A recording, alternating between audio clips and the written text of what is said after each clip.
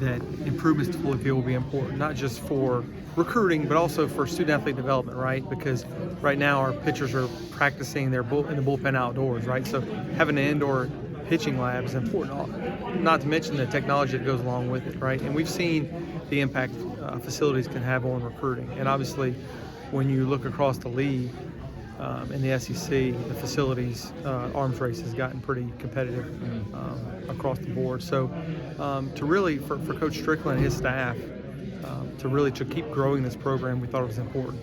And additionally, it's going to give us an opportunity to create some more premium seating, some more seating in general, to really keep improving Foley. Because we all feel that, know that Foley's got that Wrigley feel, that really it's set in a great setting, but really to take that and add on to it and add first-class player amenities, I think it can elevate Foley to even a better experience. How many phases will it take to get this completed?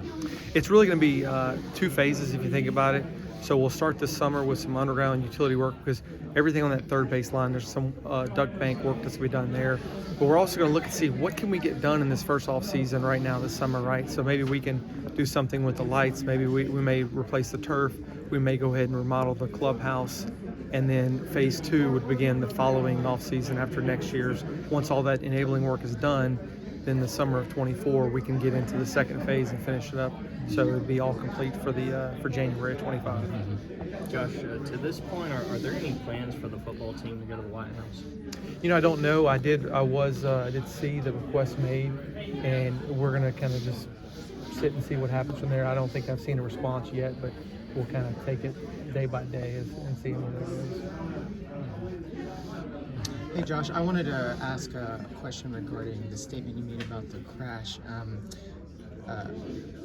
Why, at the end of recruiting duties, did the university not receive the police car back?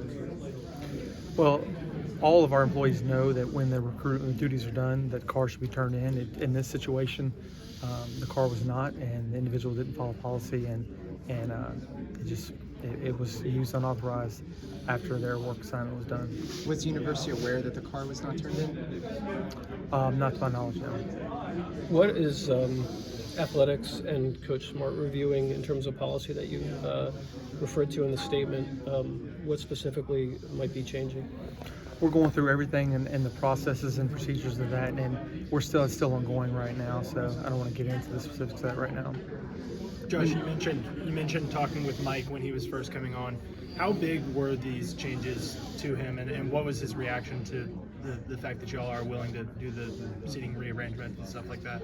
Yeah, Mike's a very pragmatic guy, and he's patient, but these were some of those early things. One of the other things that we're looking into as well is a new weight room for basketball in the Coliseum. That's something we're working on as well.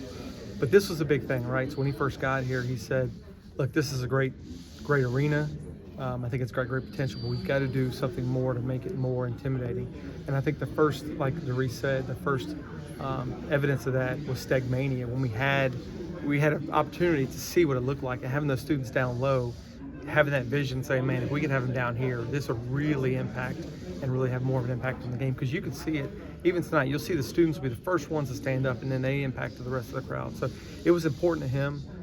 And he's very appreciative that we've been able to get this rolling and have it in place for next year. What's the revenue bounce for premium seating that you might have? They're still working through that, because we're working through the concept of those possible loge seats in that horseshoe end, right? So that's still a concept, and that may not be something that's done for the 23 season because of the potential construction cost of that. So it could be a 24. We've really taken a lot of notes from State Farm Arena. If any of you have been to State Farm, what that group has done, and obviously Steve Coonan, a great friend, has been a great resource to look at the ways they've been able to take that venue. So we're looking at ideas like that, but that's a simple one that we can do. Again, but this wasn't a money grab per se. But when you look at our seating and the tickets staying the same, but changing some donation levels, we need the best seats were probably underpriced, and the worst seats were overpriced. So as that stat said, 80% are either remaining the same or getting cheaper. So it's really only 20% that are increasing. So this wasn't a money grab, but at the same time, we had to create some separation in pricing as we move forward, that it shouldn't be that every seat in Stegman is generally around the same cost. One other broad question on the crash investigation. If the university has said that they are investigating or doing an investigation, is that being conducted by an outside? I mean, like, is a law firm been hired to do an independent investigation, or is that just within the athletic department? It's within the appropriate legal counsel. It's not outside firm. No.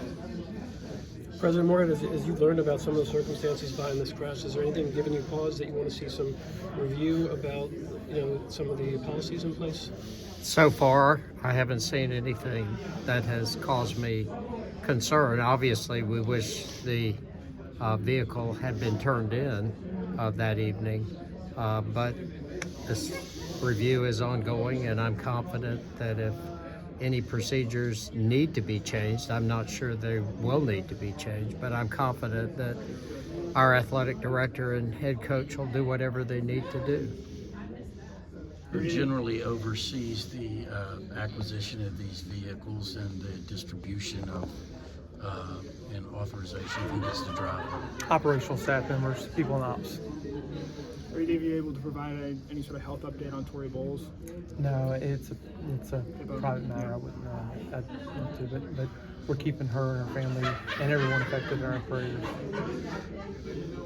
Did you mention with Foley and then also the softball facility? Yes. It's the designs and kind of what y'all want to do and update is done, and it's just the actual construction. I know inflation. Yeah, no. So the design is not quite done yet. We're very close, and I know it.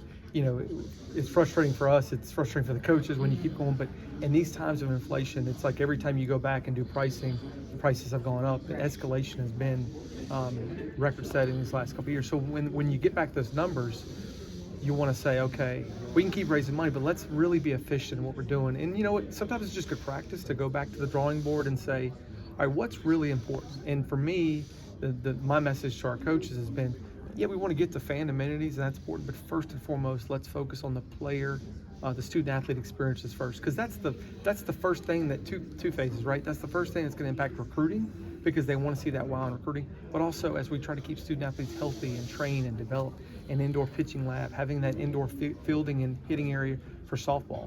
And that turf area at softball that we're talking about will also be a general area that soccer could go in and get some functional work in as well, because their facility's right there. So it's good practice. Sometimes we always feel like we want to go, and this has probably been a good time for us to sometimes take a step back, slow down, and let's really dig into the plans and see how we can be efficient with layouts and spaces, because even sometimes when you're looking at elevation changes, where you put a building can drive the cost as well, and does it connect, and is it a freestanding building? So as time consuming as it's been a good exercise for our staff to go through this process.